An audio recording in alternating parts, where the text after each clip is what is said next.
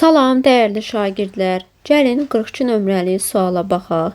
Bizə deyir ki, neytral A atomu 2 elektron verdikdən sonra AM-ə çevrilmişdir.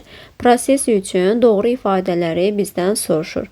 Birinciyə baxırıq. Deyir AM-in elektron sayı A0-ın elektron sayından çoxdur. Ola bilməz axı. Çünki elektronların sayı 2 vahid azalır. A0-dan AM-ə keçəndə 2 elektron verib. 2 elektron verdiyi üçün elektronların sayı 2 vahid azalmalıdır.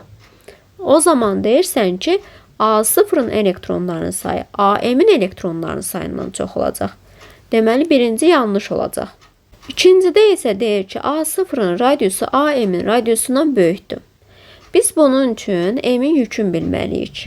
Belə bir qaydamız var ki, sol tərəfdən sağ tərəfə çıxanda oxun üstü bizə bunu verməlidir. Yəni, mən sıfırdan nəyi çıxsam mənfi 2 olar. Təbii ki də müsbət 2-ni çıxsam mənfi 2 olar. Biz də deyirik ki, iyonun yükü artdıqca radius neyinir? Azalır.